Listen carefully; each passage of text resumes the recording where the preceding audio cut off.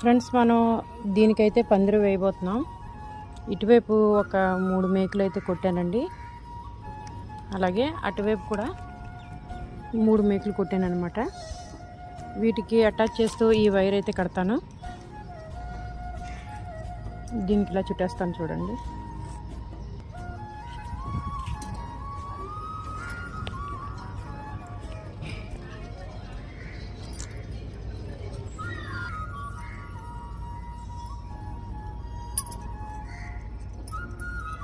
ఇలా 3 లైన్లు అయితే వేసానండి.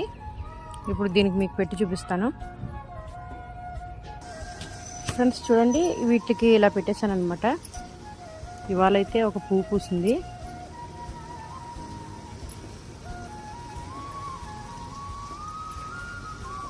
ఇలా సింపుల్గా అయితే పందిరేసానండి. ఈ పూలన్నీ పూసాక మళ్ళీ మీకు చూపిస్తాను.